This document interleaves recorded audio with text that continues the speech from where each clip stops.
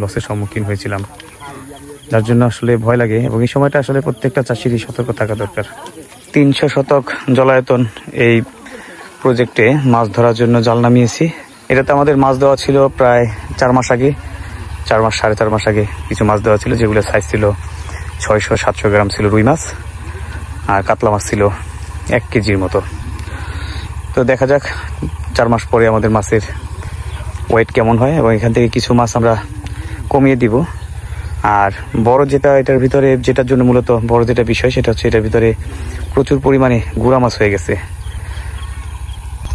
সেই গুড়া মাছগুলিকে অপসারণ করার জন্য এটাকে পুরোপুরি সেচ দিয়ে দিব। এটার ভিতরে কিছু দেশীয় পুঁটি মাছ আছে এবং অনেকগুলি মলা মাছ আছে।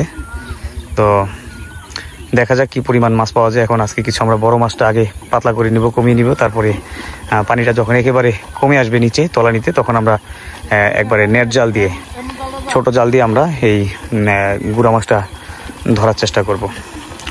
দর্শক, মাছ ধরার সময় এই মাছের লাফানি ঝাপানিটা আসলে দেখতে খুবই আনন্দ লাগে। মাছ ধরার সময় এটাই হচ্ছে মেইন আকর্ষণ।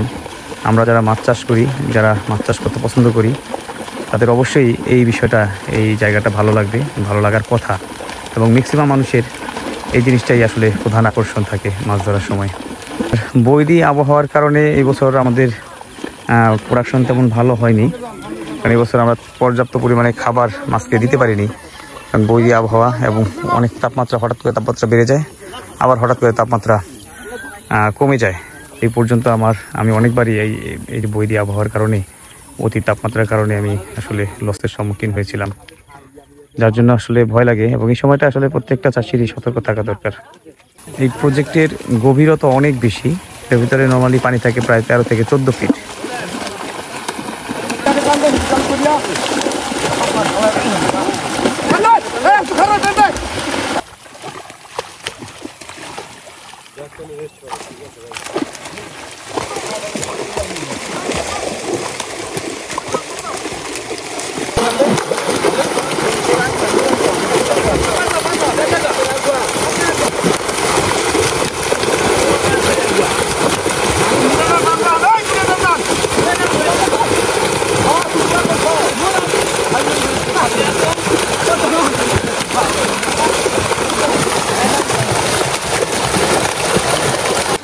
দর্শক, আমাদের মাছ অলরেডি রেডি হয়ে গেল। যে ঘর দেখা যাচ্ছে, এই যে ঘর, এখানে আমাদের মাছটা নিয়ে যাব।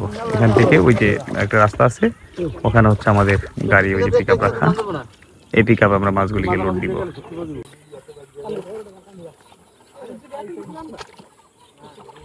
দর্শক, আমাদের মাছ পাড়ে চলে আসছে এবং আমরা হাপা রেডি করতেছি।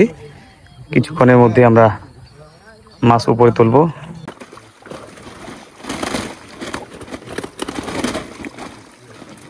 দর্শক, এখানে 2 ব্যাগে আমরা 2 রকমের মাছ দিয়েছি, যেগুলি ছোট 1/2 কেজি থেকে শুরু করে 1 কেজির নিচ পর্যন্ত, সেগুলি আমরা ওই অন্য একটা প্রজেক্টে ছাড়বো। আর যেগুলি হচ্ছে 1 কেজির উপরে, 1 কেজি 1.5 কেজি, এগুলি আমরা বিক্রির জন্য ধরতেছি।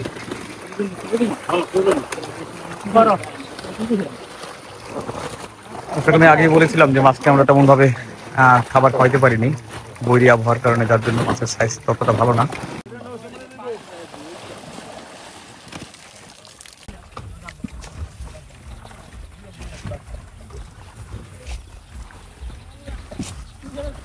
দর্শক, আমাদের ওখানে মাছের মাপ হচ্ছে এবং গাড়িতে লোড হচ্ছে।